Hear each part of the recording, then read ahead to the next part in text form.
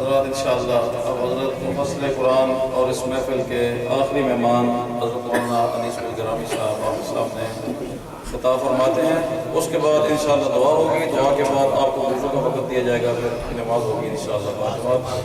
نماز کے بعد حضرت فرما رہے ہیں سب کے لیے کھانا بھی ہے, کھانا کھا کر تشریف لے جائیں. حضرت مولانا محمد انیس الگرامی صاحب.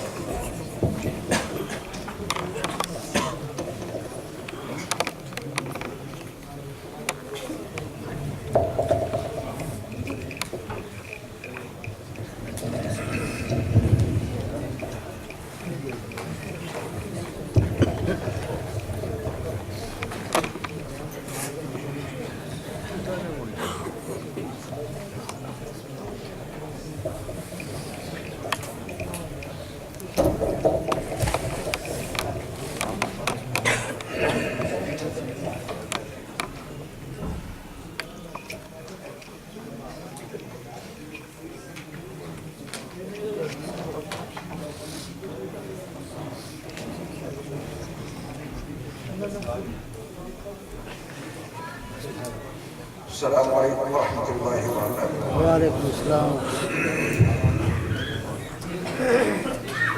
بسم اللہ الرحمن الرحیم. الحمد للہ رب العالمین والصلاة والسلام علی سید المرسلین وعلی آلہ واصحابہ اجمعین. اما بعد. محترم بزرگوں, دینی اور اسلامی بھائیوں, عظمت صحابہ کانفرنس اپنے اختتام کو پہنچنے والی ہے. بڑے قیمتی بیانات آپ حضرات نے قادر علماء سے سنیے اور اکثر سامعین یہاں سے رخصت بھی ہو رہے ہیں. ایسے موقع پر کوئی تفصیلی گفتگو کرنے کا وقت نہیں ہے. بس ایک بات عظمت صحابہ کے تعلق سے عرض کرتا ہوں. امید ہے کہ آپ اس کو پوری توجہ کے ساتھ ضرور سنیں گے. قبل اس کے کہ میں اپنی وہ بات آپ کی خدمت میں پیش کروں, صاحبزادہ حضرت مولانا امداد الحسن نعمانی صاحب کو میں دل کی گہرائیوں کے ساتھ اس عظیم کانفرنس کے انعقاد پر مبارکباد پیش کرتا ہوں, اور آپ حضرات کے لیے بھی دعا کہ آپ نے اپنے قیمتی اوقات کو سرور کائنات صلی اللہ علیہ وسلم کے صحابہ کی عظمتوں کو سننے کے لیے, ان کی رفعتوں کو جاننے کے لیے فارغ کیا. اللہ ہم سب کو پوری زندگی اپنے محبوب نبی صلی اللہ علیہ وسلم کے صحابہ پر وہی اعتماد عطا کر دے جو اعتماد نبی علیہ السلام نے اپنے صحابہ پر کیا. سرور کائنات صلی اللہ علیہ وسلم کی تعلیم اور آپ کی تربیت اور آپ کے تزکیے کے نتیجے میں ایک ایسی جماعت تیار ہوئی, افراد نہیں, جماعت تیار ہوئی. افراد کو محنت کر کے کوئی بھی تیار کر سکتا ہے, مسئلہ ہے جماعت کا. سرور کائنات صلی اللہ علیہ وسلم کی تعلیم اور آپ کی تربیت اور آپ علیہ السلام کے تزکیے کے نتیجے میں جو جماعت تیار ہوئی, وہ جماعت کیسی تھی, بس کو ایک واقعے سے عرض کر کے اپنی بات کروں. اللہ تعالیٰ کے غیبی نظام کے تحت, امور تکوینی کے تحت, صحابہ کرام رضوان اللہ تعالیٰ علیہ مجمعین کی جماعت سے ایک صحابی سے ایک گناہ سرزد ہو گیا. وہ گناہ بھی گناہ کبیرہ تھا, زنا کا عمل صادر ہو گیا. آپ کے علم میں ہے اسلام نے جہاں حدود متعین کی ہیں, اس میں اگر زانی شادی شدہ ہے تو اس کو پتھروں سے مار مار کر ختم کر دیا جائے گا, جہاں اسلامی حکومت قائم ہے. اسلام معلوم ہوگا آپ کو, رجم کہتے ہیں اس کو. تو امور تکوینیہ کے تحت میں ایک صحابی سے یہ عمل صادر ہوا. آپ توجہ کرنا کہ صحابہ کی عظمتیں کیا ہیں، ان کی رفاقوں کو سلام، ان کی عظمتوں کو سلام. سرور کائنات صلی اللہ علیہ وسلم نے کیسی جماعت تیار کی تھی. ایک صحابی سے ایک گناہ صادر ہوا اور اسلامی نظام کے تحت ان کے اوپر ان کے مطالبے پر حد جاری کی جائے گی. گڑا کھود دیا گیا. یہ ان کی اپنی تمنا ہے کہ میں دنیا میں ہی پاک ہو جاؤں. اس روئے زمین پر ملے گا کوئی ایسا فرد جو اپنے اس جرم کا اقرار کر لے جو تنہائی میں اس نے کیا تھا. کوئی دیکھنے والا، کوئی گواہ نہیں، کوئی شاہد نہیں، اپنے جرم کا اقرار کرے اور اس جرم کی سزا بھی اس کو معلوم ہے. برسر عام مار دیا جائے گا، گڑھا کھود کے مجھے کھڑا کیا جائے گا اور ہر چہار جانب سے سنگ باری ہوگی اور میرے اوپر اتنے پتھر برسائے جائیں گے کہ میری زندگی کے تانے بانے اٹھ جائیں گے. وہ شخص اپنے آپ کو پیش کرتا ہے، گڑھا کھودا گیا. آج بھی ہو سکتا ہے کوئی انسان اپنے دل میں خوف خدا اور خشیت الہی کی بنیاد پہ اپنے آپ کو پیش کرتے ہیں کہ مجھے بھی یہ سزا دے دو، میں نے جرم کیا ہے. آج بھی ممکن ہے، لیکن ایک چیز ممکن نہیں جو میں عرض کرنا چاہتا ہوں. گڑھا کھودا گیا، وہ صحابی اس میں کھڑے ہو گئے. مسئلہ یہی نہیں ہے کہ ان کو پتھروں سے مارا جائے گا، مسئلہ یہ ہے کہ مارے گا کون. تو جو دیا جن کے ہاتھوں میں پتھر ہوں گے، جن کے ہاتھوں میں پتھر ہوں گے وہ کتنے پاک دامن ہوں گے. جن کے ہاتھوں میں پتھر ہوں گے وہ کتنے پاک صاف ہوں گے. آج اگر کوئی انسان اس جرم کا اقرار کر اسلامی حکومت، اسلامی نظام قانون کے تحت اپنے آپ کو رجم کرنے کے لیے پیش کرے، آپ کہاں سے لائیں گے وہ افراد جن کے ہاتھوں میں پتھر ہوں؟ کہاں سے لائیں گے وہ افراد جو اس کو رجم کریں؟ اگر وہ گڑھے میں کھڑا ہوا شخص یہ اعلان کر دے کہ مجھے پتھر وہ مارے جس نے کبھی زنا نہ کیا، کون بچے گا اس کی ارد گرد؟ کون ملے گا اس کے آس پاس؟ اگر وہ گڑھے میں کھڑا ہوا شخص جو اپنے اوپر اللہ کے قانون کو نافذ کرنے کے لیے ایک شرعی حد جاری کرانا چاہتا ہے، مجھے پاک کر دو پتھروں سے مار مار کے، لیکن پتھر وہ مارے جس نے کبھی بدنگاہی نہ کی. پتھر وہ مارے جس نے کسی نامحرم سے تنہائی میں بات نہ کی. پتھر وہ مارے جس نے نامحرم سے کبھی فون پر گفتگو نہ کی. پتھر وہ مارے جس نے کبھی گانا نہ سنا. پتھر وہ مارے جو خود پاک اور صاف ہو. میں بڑے اعتماد سے کہتا ہوں وہ کھڑا رہ جائے گا، اس کو پتھر مارنے والا کوئی نہیں. کروڑوں درود و سلام ہوں اللہ کے آخری نبی صلی اللہ علیہ وسلم پر. انہوں نے کتنی مقدس، کتنی پرنور، کتنی متبرک جماعت تیار کی تھی.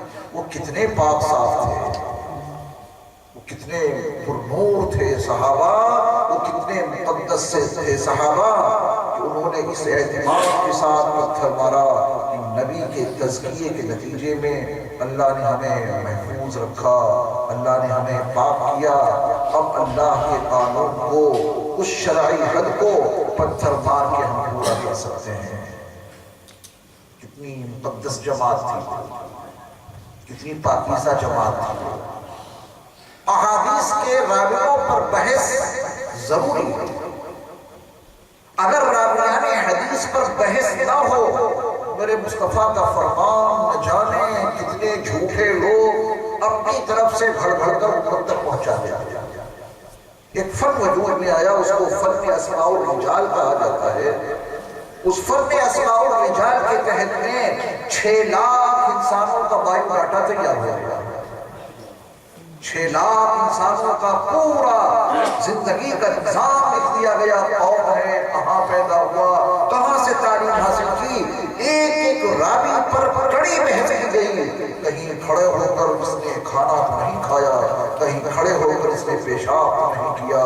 یہ میرے مصطفیٰ کی حدیث بیان کر رہا ہے۔ اس کی اپنی ذاتی زندگی کیا ہے، اس کی اپنی پرائیویٹ زندگی کیا ہے، اور اس کی عام زندگی کیا ہے۔ ہر چیز پر بحث ہوتی ہے نا، لیکن فن اسماء الرجال اور ناقدین کے اصول کو وضع کرنے والوں سے آپ معلوم کریں کہ یہ تمہاری تنقید کہاں تک چلے گی، یہ تمہاری جرح و تعدیل کے اصول کہاں تک جائیں گے، یہ کن لوگوں پر بحث کرنے کی تم کو اجازت ہے۔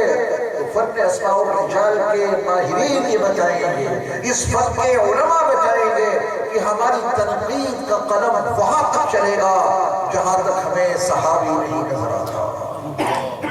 ہم ہر راوی پر بحث کریں گے جو ہمیں صحابی نہیں دکھائی دیتا، لیکن جیسے ہی کسی صحابی کا نام آئے گا ہماری تنقید کا قلم وہیں ٹھہر جائے گا۔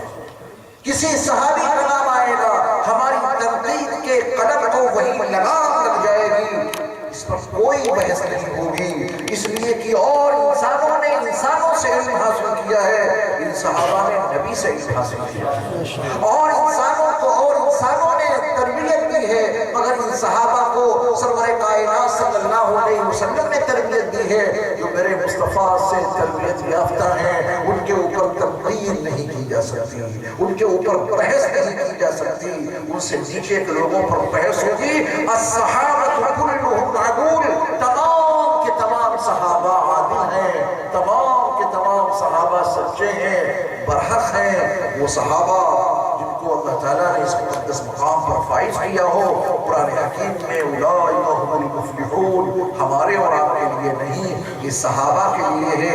ان کے نقش قدم پر چلیں گے اس کا کچھ ذرہ ان کے طفیل ہمیں اور آپ کو بھی مل جائے گا۔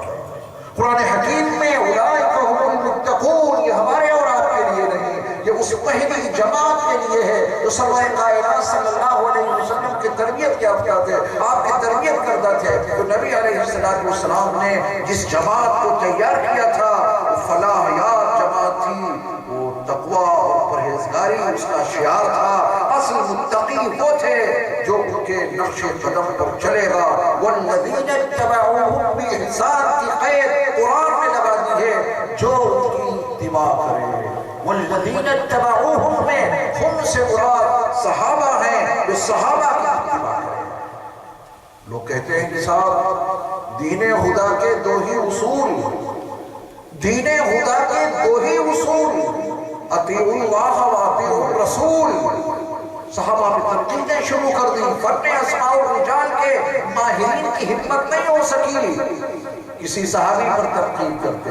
آج کے دور کے لوگ صحابہ کو اپنی تنقید کا نشانہ بناتے ہیں اور یہ سمجھتے ہیں کہ دین خدا کے دو ہی اصول، اطیعوا اللہ و اطیعوا الرسول۔ نہیں، بات کہو تو پوری کہو، بات کہو تو پوری کہو۔ وَأُولِي الْأَمْرِ کیوں گئے بھول؟ دین خدا کے دو ہی اصول، اطیعوا اللہ و اطیعوا الرسول، یہ بات ادھوری ہے۔ اس کا اگلا شعر میں نے عرض کیا، بات کہو تو پوری کہو، وَأُولِي الْأَمْرِ کیوں گئے بھول؟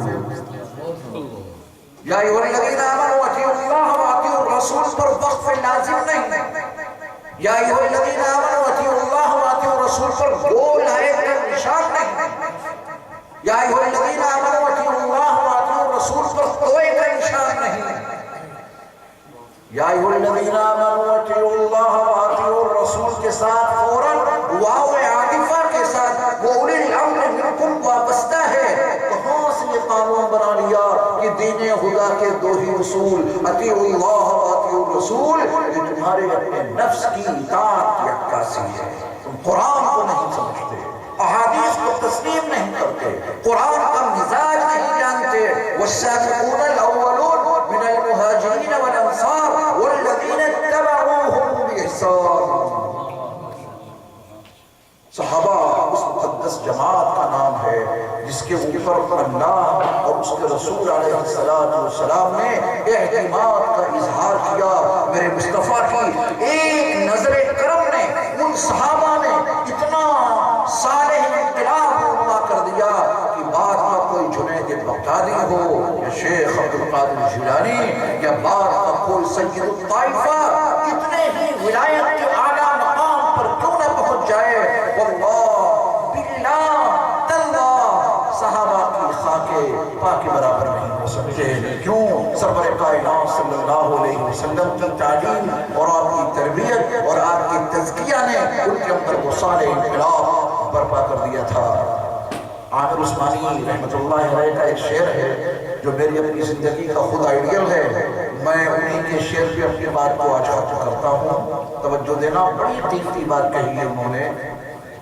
کارزار ہستی میں، کارزار ہستی میں عز و جاہ کی دولت، کارزار ہستی میں عز و جاہ کی دولت بھیک میں نہیں ملتی، آدمی کماتا ہے۔ کارزار ہستی میں عز و جاہ کی دولت بھیک میں نہیں ملتی، آدمی کماتا ہے۔ صحابہ نے کتنی قربانیاں دی، کتنی قربانیاں دی، رضی اللہ عنہ رضوا عنہ کا مقام پانے کے لیے ان کی خدمات دیکھیں، ان کی قربانیاں دیکھیں۔ اللہ اپنی امت کی طرف سے ان کو جزائے خیر عطا فرمائے۔ اللہ ہم سب کے قلوب میں ان صحابہ کی عظمتیں، رفاتیں پیدا کرتے ہیں، ان سے محبت پر ہماری زندگی کا خاتمہ ہو جائے۔ وآخر دعوانا ان الحمد للہ رب العالمین۔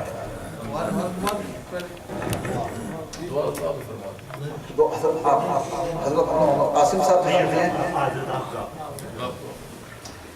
اللهم صل على سيدنا ومولانا محمد وعلى آل سيدنا ومولانا محمد وبارك وسلم۔ یا اللہ ہمارے گناہوں کو معاف فرما، یا اللہ ہماری سیئات سے درگزر فرما، میرے مولا ہماری تمام خطاؤں کو محض اپنے فضل و کرم سے معاف فرما، یا اللہ ہم سب کے ساتھ رحم کا، کرم کا، عافیت کا معاملہ فرما، میرے مولا اس عظمت صحابہ کانفرنس کو مقبولیت عطا فرما، جن افراد نے اس میں شرکت کی ہے میرے مولا ان سب کی مغفرت فرما، یا اللہ اس مبارک محفل میں موجود تمام لوگوں کی جائز مرادوں کو پورا فرما، یا اللہ جو بیمار ہیں ان کو شفا اور صحت عطا فرما، جو مقروض ہیں ان کے قرضوں کی ادائیگی کے لیے تمام اسباب غیب سے مہیا فرما، میرے مولا جن احباب نے ہم سے دعاؤں کے لیے کہا ہے، لکھا ہے یا ان کا ہم پر حق ہے یا وہ ہم سے توقع رکھتے ہیں، میرے مولا ان کی تمام جائز مرادوں کو پورا فرما، یا اللہ ہم سب کو ایمان پر خاتمہ نصیب فرما،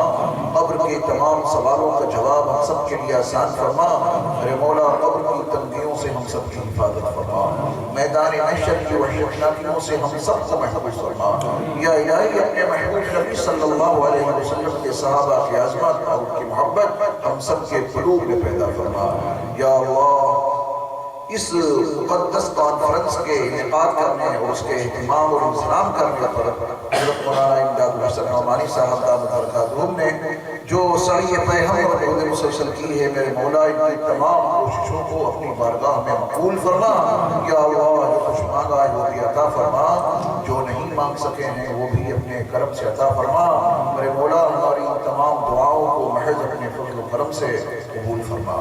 اللہم صلی علی سیدنا مولانا محمد وعلى آل سيدنا مولانا محمد مبارك وسلم برحمتك يا ارحم الراحمين۔ السلام علیکم ورحمۃ اللہ۔